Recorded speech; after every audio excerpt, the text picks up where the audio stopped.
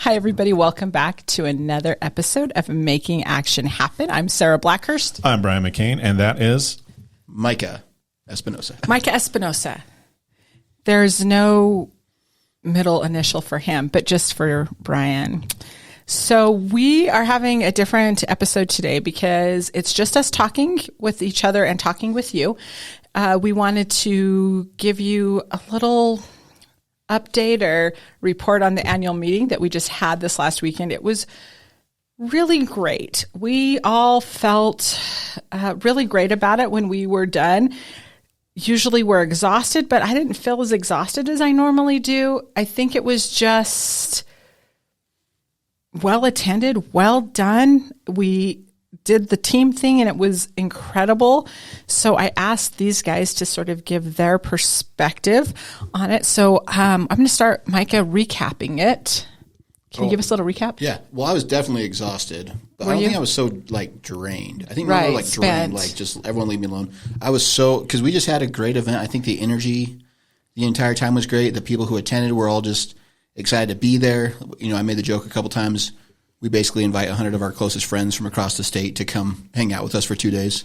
It is a little self-serving It's self-serving. at this point. So we had a great time. We had 14 candidates at our event, which was huge. On both sides of the aisle. And I'll let you speak to this more too, but having Governor Polis introduce all the candidates and let them give their little pitch was super amazing. Mm-hmm. I think that was one of the more special moments of the entire event. Yeah.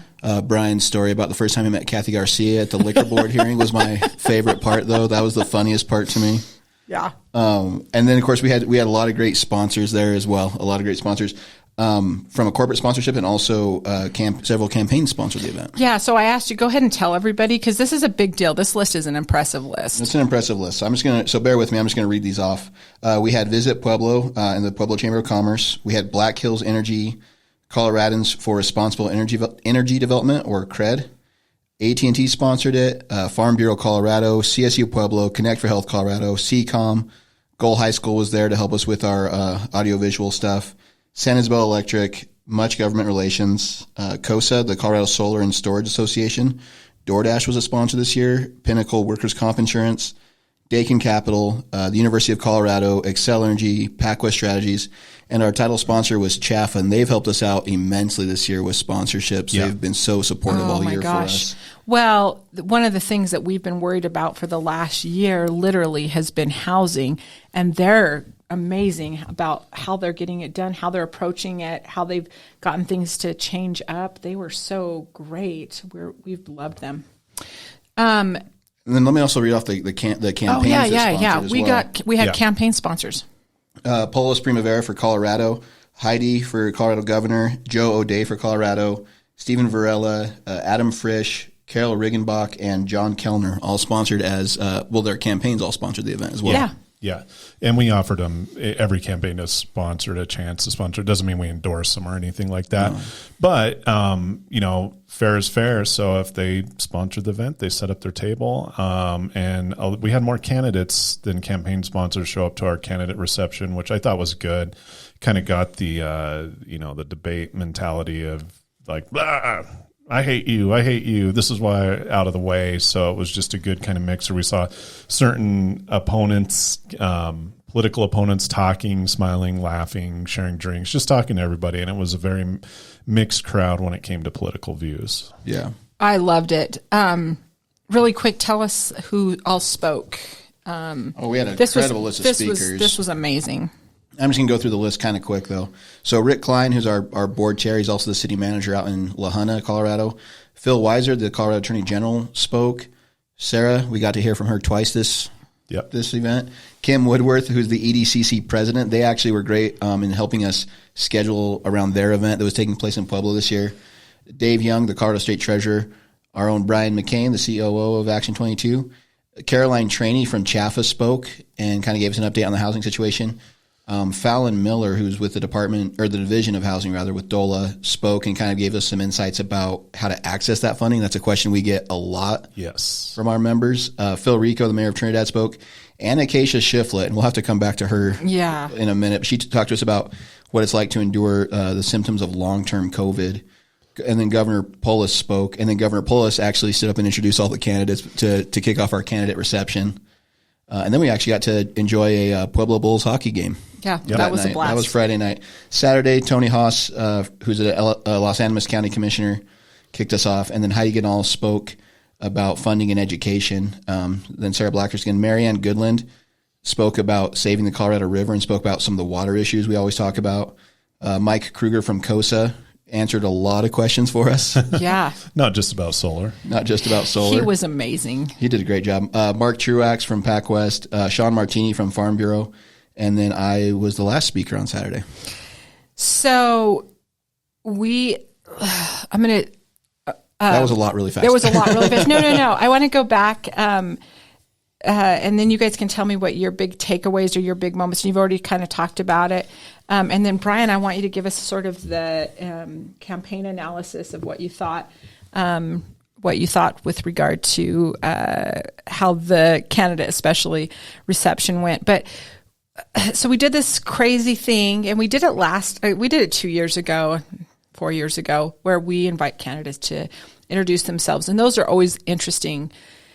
What I want to do is it to be really authentic, and we set it up to do our members who are running for office are invited. And by the way, all of the candidates that sponsored are Action 22 members, so that you should just keep that in mind.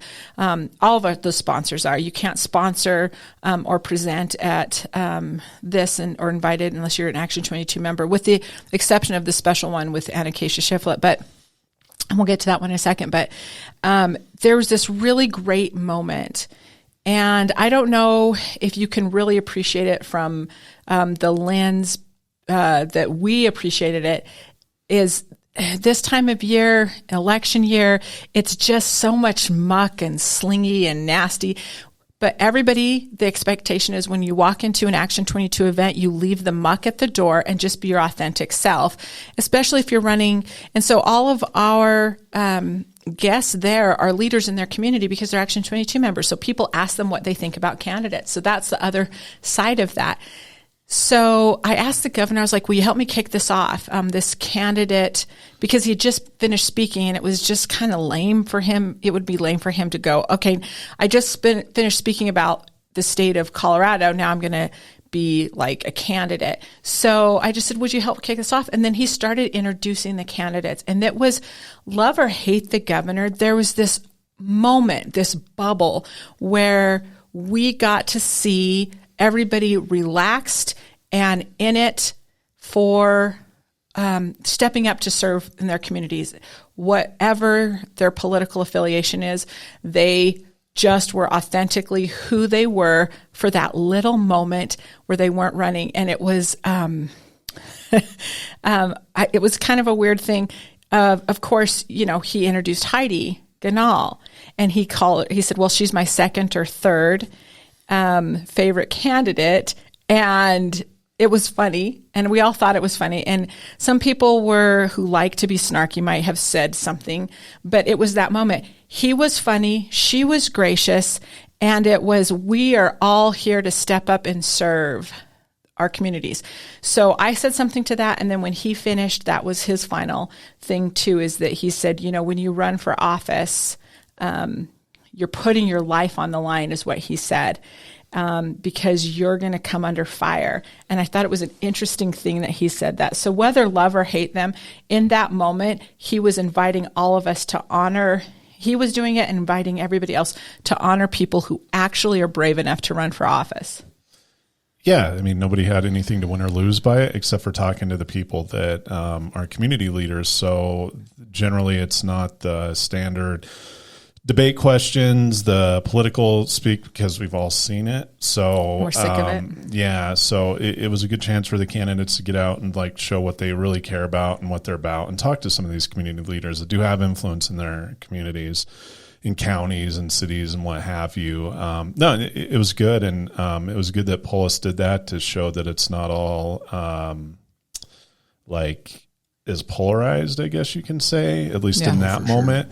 But at the same time, the news cameras weren't on them, so I'm sure if the media was covering it, it would be a lot different. and there was some media there, but they weren't. But it wasn't for that purpose. It wasn't for that purpose, right? Just a breath of fresh air to see them get together and say, like, hey, this is what I'm doing. Come talk to me. Well, and like you said, even after they all got up and gave their little 1 or 2 minute spiel, they all hung around afterwards and were like standing around talking. Like, you could really tell, like, the politics, at least for the moment, was set aside. And they were just people for like a few minutes. That's probably leaving to them. The candidates were asking more questions than being asked, which is always good. So they were like, what matters to you? What are you seeing? What's your thoughts on this versus the other side where it's generally people saying like, what are you going to do about this? What are you going to do? And part of that is that the majority of people at the reception and the meeting on the first day, they already know what the problems are and what the issues are, and they know where candidates stand. So they were really picking their brains about how they're going to address these things, which is good, which is how it should be. Yeah. So besides, and for both of you, besides the that moment in that reception, something that's really stuck out to you, that it's going to be your takeaway or your big keep? I mean, that was my first one, was just the way how gracious every one of the candidates were at that point to kind of close out our Friday meeting. And then, of course, we gave awards on Saturday. Oh, yeah. And we haven't done that before. We haven't done that in years. And I was surprised how grateful, flattered all of the recipients of those awards were. I mean, I didn't think it was that big of a deal, honestly. And the reaction we got it impressed me a lot, just how much that meant to those individuals. So tell really quick who the awards went to. And say what the awards were, and then. Well, you can explain what the awards were. So we went with, and it was just me trying to get through this part. And, I designed so much of what we do as far as our events go by what's been going on in my brain and also my attention span. So that's why everything goes really fast and nobody talks for more than 20 minutes. It's just, but there was a quote that kept coming to my mind. Societies grow great when old men plant trees under whose shade they will never sit. So the Greek word for trees is dendros. So we gave the Dendros Awards, and it was people who stood out to us, to our team, this last year, and also our executive team, because our chair, Rick, gave a chairman's award. But it was people who have that altruistic approach to leadership, where everything that they do really is for the coming generations and what's next for Colorado, and how it helps Colorado to endure and be an enduring presence. So that was the premise of the awards this year. So and so we gave out 6 awards. Mm-hmm. So Chuck Staggerwall, who's been a member of our board for the duration. So he's the old man planting the tree. Yeah. And then Kathy Garcia, who actually started Action 22. Yep. And every week or so we find something else that she did just to set us up for success right now. Tony Salazar, who's actually a government relations community outreach person for the University of Colorado. Caroline Traney with Chaffa. Janelle Quick, who is with the Pueblo Hispanic Education Foundation. Yeah. Pueblo Hispanic Education Foundation. And then Abel Chavez, who has been involved with so many things throughout the community for so many years that we had to really give him credit for all those efforts. Even now when he's just doing it just because it's the right thing to do. Yeah. Yeah. So we loved all of them. So we gave them those awards. And so what was your highlight, Brian? I think out of the whole thing, the candidate reception was good, just as a breath of fresh air, like I said, to get away from the campaign side of it a little bit and just kind of talk to people for an hour, and then go over to a hockey game with everybody and see them, yell and cheer for a Pueblo team against the Utah team, which I guess Pueblo lost. They did. You left a little bit early. I left a little bit early, and then it went downhill, so I should have stayed. That's basically it. It was a great game. The second day was it's always a different audience on the second day. So, I think the majority of the people showed up the first day to see the candidates and hear that, because you see people like trickle in at 4 instead of right. But the second day was more informative, and I think there were some issues that were brought up, whether it was energy or water, which are two of our biggest things in our district, and also renewable energy with solar. When Mike Kruger got up there and spoke about the solar industry and where it's going and where it can go, I think that was very important, because afterwards, so the first day, nobody cared about the slides, like at all. Like nobody came up and said, hey, can I get a copy of that? The second day, everybody came up and asked for copies of all the slides and information that was put out. So I think the second day was more informative, but I liked how it was split up. Like I always look at day one as the entertainment, and then like day two is the homework, you know, like the people that are really interested and have a stake in certain things, you know, they always show up or stick around for day two. So I appreciate that. I like the split too. So it's, you know, come be entertained on Friday, and then Saturday it's like, I don't want to wake up early, but then everybody else made this trip to the second day to get this information that they consistently ask for, request, and have a stake in, which is good because nobody else provides that in one stop, like a one-stop shop for water, energy, building codes, whatever it is. It was a good, solid day of information for a lot of our communities in Southern Colorado. So on the second day, we had, again, we designed that so that it is a little more food for thought. Yeah. And which is actually ends up being really important for these community leaders that come. So we had actually asked Tony Haas to start us off on that day, and he talked about some really important stuff. But everybody's always a little bit. I always get some raised eyebrows on for our Saturday portion of it, who we've asked to speak on what, because not everybody agrees with everybody that gets up there and speaks. So we had energy people, like oil and gas people up there with solar people. And then we also talked about water, and we talked about the powerhouse that is ag, the economic powerhouse that's ag, and how all those things relate. So the other big takeaway for me was I got, for the first time ever, a standing ovation for my comments. Looks like the first standing ovation I've ever had. I was so shocked. I didn't even know how to react. And I felt kind of stupid afterwards because I was like, I think I curtsied at one point because I'm such a dork. But what I did is, as I was trying to prepare my comments, for the next day, I was thinking so much about energy. One of the things that is weird about my brain is whatever everybody, the media or candidates or everybody else is talking about, I'm looking for what they don't talk about. We do that all the time.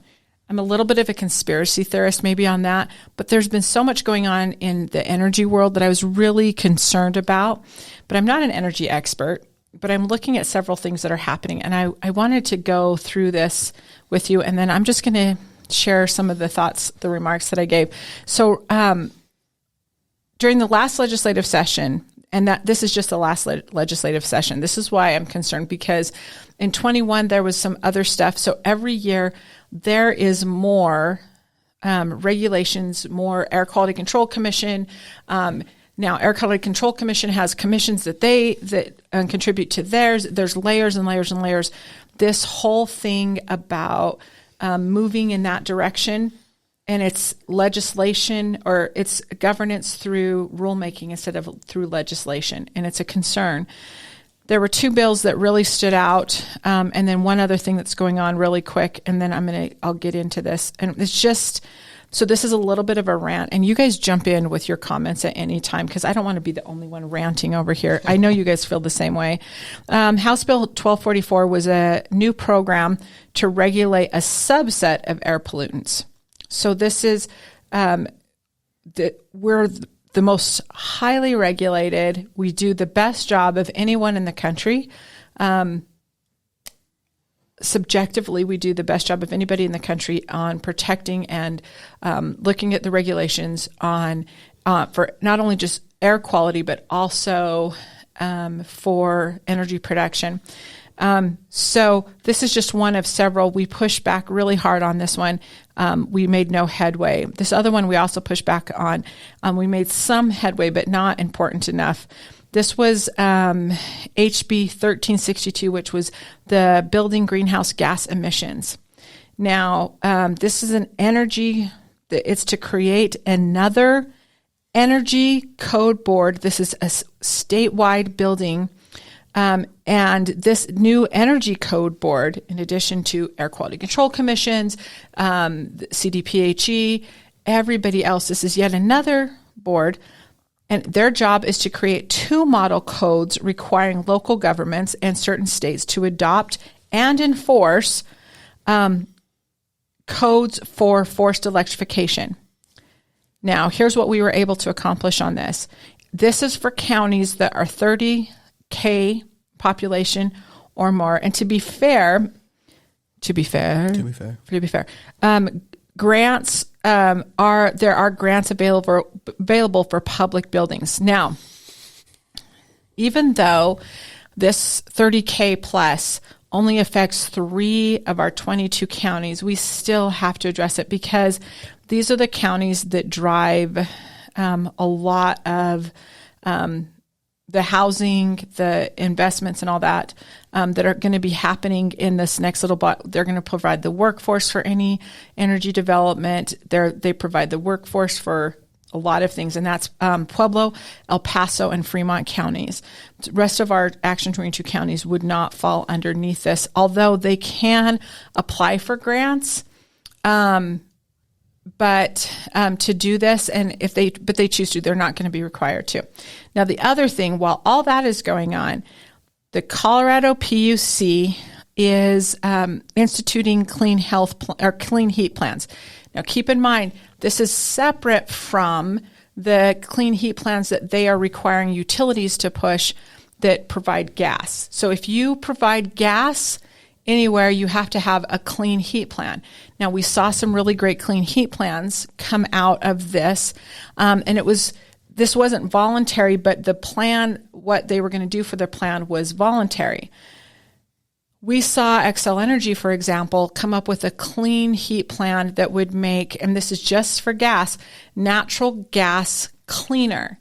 And one of the things that they are doing and that they will be doing, because it was approved, was making natural gas net zero.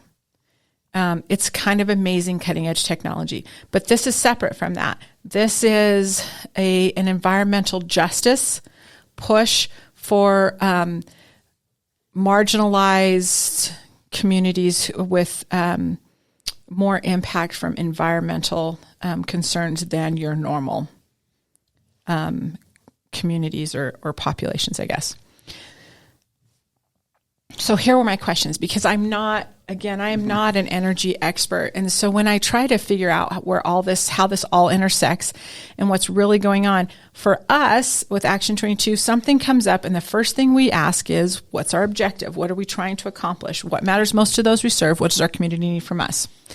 So what are we actually trying to accomplish? This is the question I ask. So this was sort of how we're going to go through the stream of consciousness of questions that I had. So with regard to energy policy, what exactly is the objective? Is it reducing carbon emissions? Is that our ultimate objective? And if so, which aspects of that strategy toward that objective are worth discussing? So which are we trying to achieve? Green energy or 100% renewables? That's a really big difference. And more importantly, why? Colorado is a state and as citizens, what is our responsibility truly toward reversing climate change? So what are we supposed to be doing? And at the same time, what's our responsibility toward Coloradans in all of this big picture? Do you know that Colorado contributes 1.7%, only 1.7% of the total carbon emissions for the entirety of the United States? Are any of the decision makers that are making energy policy for Colorado taking that into consideration? And why are the decision makers making the decision? After all, we asked everyone about wolves, which only affect about 2% of Coloradans, but energy affects every single one of us. So why are we not all involved in the decision making? If it's good for wolves, why isn't it good for us? Of the 1.7% of the total carbon emissions that Colorado is responsible for, what precisely is responsible for those emissions? Is it transportation, heating homes, businesses, producing electricity? What percentage of the 1% are each of those responsible for? And what difference would we actually be making on overall emissions if we were forcing electrification across the board? That's the plan right now, is to force electrification. With big efforts now being made against natural gas, how much does eliminating that particular source from our new energy portfolio actually reducing carbon emissions? If we take natural gas out, what difference is it making? When we read the EPA report on how to reduce emissions, they list natural gas as the most effective tool for this kind of transition. So is the EPA incorrect? If we don't know the answer to those two questions, how can we possibly be held accountable, either negative or positive? How are we going to track that impact? So when we talk about what is our responsibility, how are we going to know if we don't have any kind of baseline? Is it, and I've got to ask this question, is that actually the intent not to track progress or not be able to make improvements? Should we, along that vein, mandate an economic impact study along with environmental impact studies? And should we be including an ROI or return on investment in those studies for both impacts on the environment and impacts on the economy? If we did that honest investigation, could it possibly yield breakthrough technologies while making sure that efforts have a positive bottom line both on the environment and the economy, like we've seen with the challenge to Xcel Energy, and now they're coming up with net zero natural gas? Why can't we strive to be the environmental technology leaders? Why can we not strive to be the environmental technology leaders? And what, without calling anybody names, is the alternative to that? With regard to cost of development and prices inflicted on the end user, what is the cost-benefit analysis? And how do we actually track the actual cost? What impact are new regulations having on the housing crisis? When compared to past initiatives like asbestos abatement, how much is regulating every aspect of building exacerbating that crisis? And when considering the overall cost, would it not be more prudent to invest in the technologies that will make energy cleaner and instead of asking everybody to completely rechange or redo their building codes statewide in the face of one of the worst inflation crises we've had in decades? So why isn't all of the above approach for clean energy not the primary objective? Why is the push for renewables being considered as the only option? If we're really serious about being leaders in our community for clean energy, why are we pigeonholing ourselves into one option? Is the investment and focus on energies like geothermal or hydrogen not being pursued more rigorously because that's not making as much money? Does the United States, and indeed Colorado, not already employ the cleanest practices in energy production? And if so, why would we ever trust another country, especially like Venezuela or Saudi Arabia, to produce energy for the world? How is that helping the climate? Are we really okay to outsource something as important as clean energy to our adversaries? If protecting the environment is the moral right, then how can passing the job of clean energy production off to someone who does not have our same morals with regard to this issue ethically okay in any way? And speaking of energy security, why is it when I ask the question about timelines for energy transition, the response very, very wildly depending on which energy source the person I ask is most invested? So let's talk about intellectual integrity for just a moment. When we pat ourselves on the back for a push toward electrification, are we honestly taking into account the impacts resulting from things like battery production? And if we're serious about finding solutions, why do we not engage the ag community in the discussion? Have they not been the stewards of the land for generations? Or do we really believe that those operating in urban sprawl are better decision makers for the resiliency of the land than our ag producers?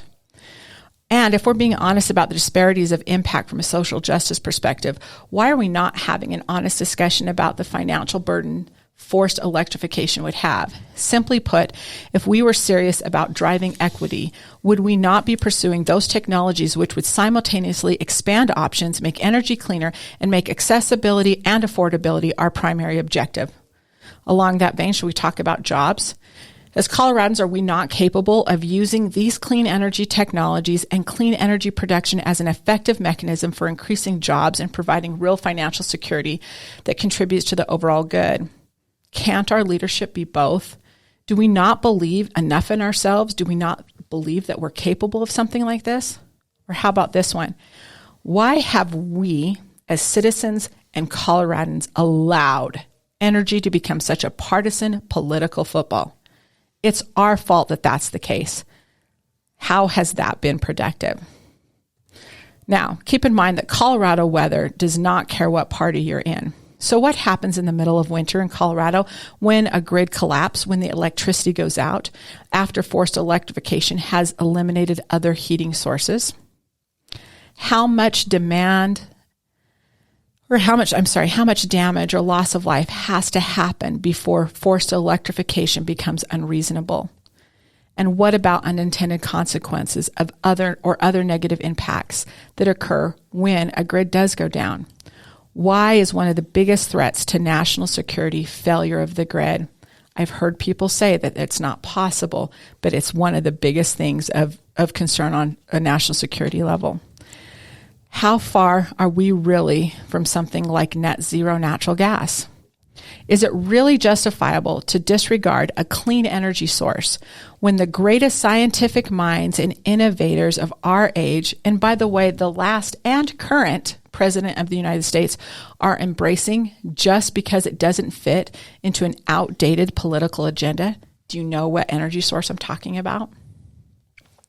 Why are the influencers on decision makers with regard to energy policy and paid political pundits instead of scientists and technology innovators? Let me ask that again. Why are the influencers on decision makers with regard to energy policy paid political pundits instead of scientists and technology innovators?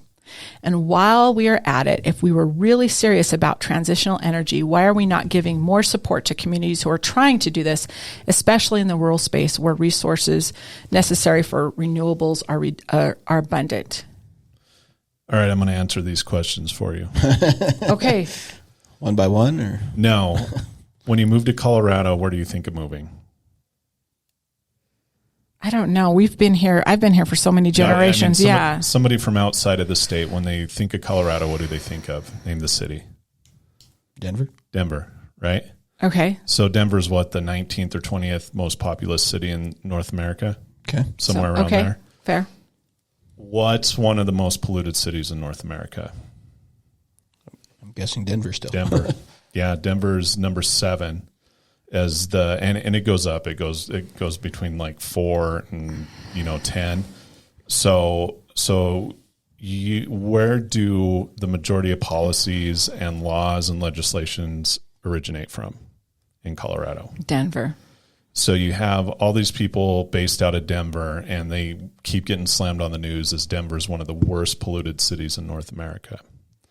So where the most popular, and Fort Collins is like number 18, I think. Yeah. So, and it's not even in the top 20 for largest areas. So you have these people that are sitting in Denver, Boulder, Fort Collins that are basically running legislation, policies, everything. And the way they see it is we're very polluted and we need to do everything we can to get it down.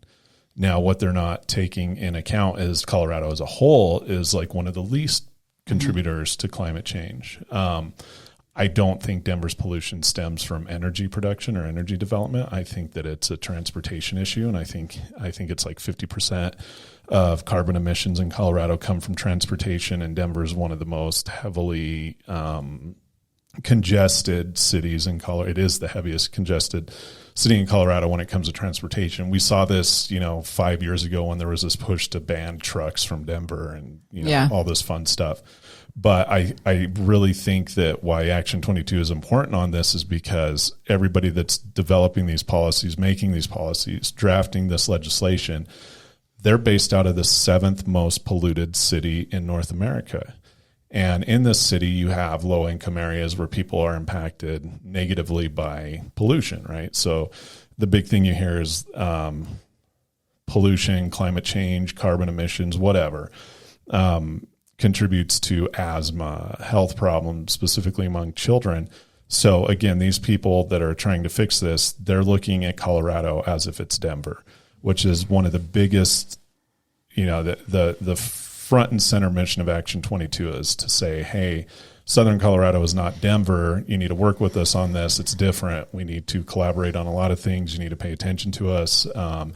It's not a one size fits all, but when it comes to emissions, energy, production, pollution, anything like that, they are looking at this from a Denver lens. So if you go to look at this from a lens of equity, they're literally looking at this problem through a lens of Denver, not a lens of Colorado. And I think that's where a lot of this is coming from right now. So I'm gonna give you just a little bit of pushback on this, not you, but the topic. So you're right about transportation being the worst part of that. It's interesting to me, though, the governor a month or so ago was really trying to make this point. And the people who are working on climate change, they didn't get behind him on transportation is the problem, so let's fix it. He proposed a lot of different things. He's gotten a lot of pushback on the transportation funding bill that he got done because, and we saw a lot of that money was to go to roads and bridges, but then a lot of it was to address the climate change. I've got to call bullcrap on these guys who are talking about it. They're ignoring really important pieces like what you just described. If they were serious about that, then I would think that they would try to work with people, especially if it's somebody that's on their team in a position of power that is saying it's transportation. We need to work on transportation for the Denver area instead of turning around and saying, oh, the ag community needs to fix what's going on in their space, or the rural community needs to fix what's going on in their space. Why are they not saying, let's try this here and see if it makes any kind of impact before we go statewide with it? Why is it's an all or nothing on whatever approach? How do they rationalize that? Because it'd be like the federal government saying that Colorado can't do something, that they can do something. It would be like the federal government saying, Colorado, you have to do this, but the other states don't. So these policymakers, they're looking at it, they can only work in a statewide, statewide platform. So any changes that they make has to be statewide. They can't concentrate it on Denver or Fort Collins or Pueblo or Springs. Now, the local people can. So what would need to happen would be like, hey, Denver, get your ducks in a row and clean this up. That was a really nice way to say that. That goes to that goes to the local government, which they won't do, because if you look at it from a political lens, if the mayor of Denver or the county of Denver, and it's kind of difficult too because it goes over county lines and there's different towns, municipalities and stuff in the Denver metro area. So if the mayor of Denver comes out and says, all right, man, like our transportation is messed up, so we're going to say you can't drive trucks, like they tried to do a couple of years ago and everybody freaked out. Or, we're going to do forced electrification just in Denver. What's going to happen is everyone's going to be like, screw that, I'm moving. I'll move to Douglas County, or I'll move to Pueblo or whatever. So the local governments can't do it, but the state can. So it's kind of, again, it goes one size fits all, which is not the case in anything. And Colorado's economy and demographic is so diverse that, what's good for Denver is not good for Springs, is not good for Pueblo, is not good for Lamar. But nobody on a local level is going to initiate these changes because it will be detrimental to their constituents and the people there. So they rely on the state to do this. And where do you have the most people? It's Denver. So the voters are saying like, hey, we're like pissed off about being polluted, do something about it. And then you have the elected officials or the appointed officials say, we're going to do that now, to appease the population, the large population center at the behest of the rural population is what's happening. So without any clear objective as to what they're actually trying to do, how can they ever say, okay, our job is done, let's move on to something else? It's good job security. They can't. Yeah, that's another part of it too. It's they really can't, because it's like anything that lives in that's amorphous, like when it comes to energy, climate change, equality, equity. You can even look at anything, take any type of right that is a privilege or expected or not. It's consistently in a kind of like a static chamber, I guess you could say. Yeah. Like there will never be an end game to it, like at all. Like it constantly moves. The goalposts constantly move.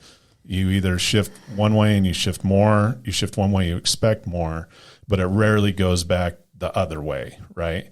And that's kind of what we're fighting for here. It's like, this doesn't work down here. Honestly, this is not a good thing for us down here. Maybe great for Denver, get that pollution down in Denver, but for La Junta, for Alamosa, it doesn't work. And frankly speaking, Denver can afford this. We can't. Oh my gosh. Yeah. It couldn't be more true. Micah, I loved your comments, the presentation you did on Saturday, because you talked about equity, but you talked about looking for the balancers, looking at it from an asset liability perspective, and equity is the balancer. What do you have to put into place to balance that? But it applies to all of these things. It applies to energy, it applies to water, it applies to social justice, it applies to all of that. Right. What's the balancer for energy? Because this is killing us. Well, I mean, the point I was trying to make on Saturday was, you first have to really assess what the liabilities are towards improvement, and then what are the assets, what do you have going for you? And so, I mean, to me, and I like what you said about intellectual integrity. I mean, there's like a logical aspect to this. We're like, what's our biggest contributor to the greenhouse gases, to whatever, emissions? Like, what are the biggest contributors? Like, let's address those first. That'd be the easiest places to address it, and we're just not doing that. Transportation. It feels almost rhetorical to say that. But at the same time, Denver did try to address this, right? And then we have one of the worst public transportation systems it was a disaster. in the country. That was the idea behind it, is like they saw this coming, and it's always been a problem. It's like, okay, let's put in the light rail. Let's have a great public transit system with buses, the train, everything like that. And guess what? They kind of messed that up, because it's terrible. I mean, from crime to like bus drivers running over people, which happened. Oh my gosh! As you're talking about, everything. I keep thinking about how Utah has shifted their transportation programs a lot the last couple of years, where because the way Utah is situated, Salt Lake is right up against the mountains, and they get what's called an inversion, where that cold air just sits right on top of the city. So, like, even though they aren't quite as congested as Denver, the pollution is visibly, literally, you can see this brown cloud as you come into Salt Lake City. Right. And so they do a lot with their transportation. Like, they obviously beefed it up a lot. They expanded their options, but they do a lot of free transportation. They'll do days and months and weeks of free transportation to incentivize people using that instead, just to get people off the road, because all the buses and the light rails and stuff, they're all electric. Well, but so they know what the objective is. They say this, what we're trying to do is do this, so we're going to do this. This is not what we're looking at when we look at that. It drives me crazy. but that's where this is coming from, and that's where it impacts us down here. Like, that's not what this is that we're talking about, but it kind of is, because it stems from that. It's literally cut down pollution, cut down emissions, do this. So we all have to do it in Colorado, but it's like, we're being punished for the sins of somebody else in rural Colorado is being punished by the sins of Denver, or for the sins of Denver, is what it really is, I think. And just I agree with you. And it's not anything that we can fix right now. We just have to be a stronger voice, and we need everybody to add to that voice and help make that happen, because that's the other thing. So we're out of time. The election, when you hear this episode, the election will be just a little over a week away. We figured that you've probably already turned in your ballots, and we'll follow up with this when we see what the outcomes of this election are, because we're going to have to get into this fight a lot bigger and with a lot stronger voice than we have, even in the past, even though we've been working on this. But it goes the same, that we're looking at the same thing, whether we're talking about energy, economic disparities, social disparities, water, ag, all of those things that very much are concentrated in the Action 22 footprint.